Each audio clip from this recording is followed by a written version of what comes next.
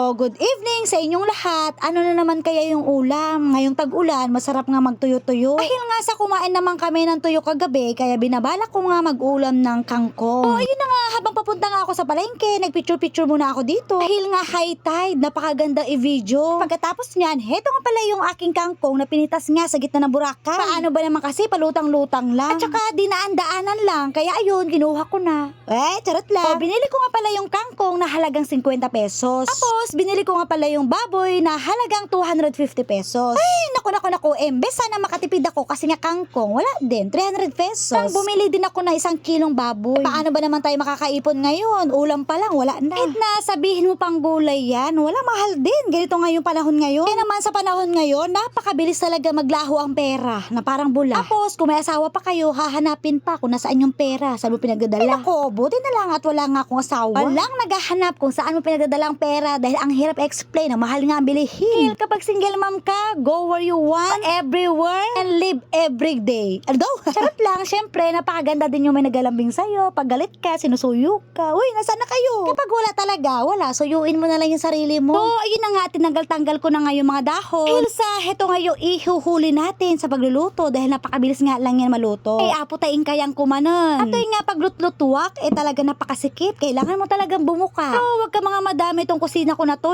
talaga naman, million views na din yung pinagdaanan nito. At kung hindi nyo naman itatanong at sasabihin ko na dahil sa kusina na to, nagkaroon nga ako ng successful life. Oh, charot. Siyempre, successful food. Siyempre, masasarap talaga yung mga niluluto ko dyan. At soon na ulit yung magiging successful tayong lahat. Dito nga pala sa tangkay, mga madam, pinutol-putol ko nga na parang kalahating inches ata. Ito nga yung ating isusunod na ilalagay pagkatapos maluto yung ating karne. Kung hindi nyo naman itatanong at sasabihin ko na, alam nyo po ba, paboritong orderin ng mga Chinese dito, ang kangkong. Parang pupunta lang ata dito sa Boracay para mag-order ng kangkong. Ang kangkong po dito is per serve, minsan 250 or kaya 300. O diba bongga, sa restaurant yan. Ano kaya kung magpatayo na lang ako ng kangkong? Kangkong restaurant ni Maya. O diba, di Boracay. So ayun na nga, hugasan ko ng mabuti yung tangkay ng kangkong. O, tignan nyo mabuti. Tips nga to mga madam, kapag naghihiwa kayo ng kangkong, tignan nyo mabuti sa loob. Kasi nga dati may Jessica Soho na pumasok nga yung linta sa loob ng kangkong. Kaya ayun, natatakot ako. Ganyan talaga yung aking hiwa para once na makita ko kung may pumasok ba na linta. Lalo na nga kapag matataba yung kangkong, buti na lang yung napili ko, medyo payat. Kapag mataba nga yung mga kangkong, doon nga pumapasok yung mga linta. Nakakatakot talaga. Hindi ko nga makakalimutan yung nakita ko sa Jessica Soho. Ang laki talaga ng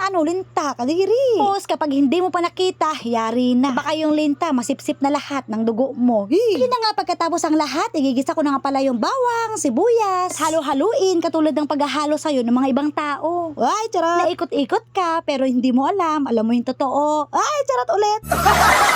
So, ayun na nga, natutuwa naman ako kasi nga yung aking kangkong na kahit simple lang, napakadami nga sahog. Alam nyo ba dati mga madam, kung hindi nyo rin itatanong at sasabihin ko na? Kung lalo na nga sa Manila, nakaranas din po ako ng pag nagluluto ka ng ulam, yung tumpok-tumpok nga na taba. Bibilhin mo nga yung taba ng 10 piso isang tumpok. Tapos, bibilhin mo din yung isang tumpok na sayote, minsan 15 pesos or kaya 20 pesos. Sa halagang 30 pesos nga, tapos mantika, sabihin mo na 50 pesos, makakakain ka na nga. Yung 50 pesos or kaya 40 pesos, isang serving na nga yun sa isang pamilya. O diba, napakamura no? So, ewan ko lang ngayon kung meron pa nga tumpok-tumpok na taba ng baboy. Sobrang hirap ng buhay dati mga madam. Ang kusot nga pala, alam nyo ba yung kusot? Yan po yung mga tira-tirang rinaragali ng mga kahoy, tapos ginagawa namin pangdingas, pangluto ng ulam, or kaya pangsaing. Hayaan nyo mga madam, sa susunod nga ng vlogs ko, ipapakita ko sa inyo kung paano magluto sa kusot. Diba? Kahit pa paano, nakaraos-raos na nga din. So, ayun na nga mga madam, pagkatapos nga ang lahat, ilalagay ko na nga pala lahat ang sangkap. Dinagdagan ko nga pala siya ng toyo, ilalagay ko na nga pala yung dahon ng laurel, at saka hindi mawawala yung ating paminta. Paubos na nga, kailangan na talagang mag-refill. Dahil nga sa ayaw ko nga sana maglagay ng asin, medyo matabang pa nga, nilagyan ko kahit konti. Dahil dyan, authentic na authentic yung ating asin, matamis-tamis. So, dahil nga sa naubusan ako ng namnam, ilalagay ko na nga pala yung magic sarap, dahil isa lang naman yan nagpapasarap. Katapos niyan, titikman natin kung pasado ba sa panlasa. Hindi ka rin mawawala ng pag-asa, nasasarap talaga yan. Pre, may kasamang pagmamahal yan, may kasamang pangsayaw yan. Kapag tumungtong na nga ako sa kusina, hindi talaga nawawala yung aking pagkabaliw. Sayo dyan, sayo dito, para masarap nga yung aking niluluto. Hindi ko lang matanggap, may brief pala dyan, at saka dyan, sa tuktok na linulutuan ko. Oh my God, ngayon ko lang napansin, nainis na tuloy ako. Wala, ganun talaga, nainis nga ako dyan, oh.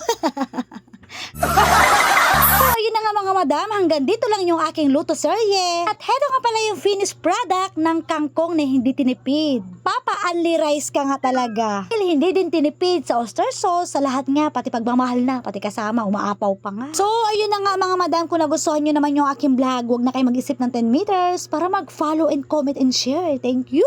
At eto na nga, makalimutan mo na magpante. Huwag lang yung aking sinasabi. Huwag kakalimutan, ngumiti kahit napakadaming problema. Kain tayo mga madam.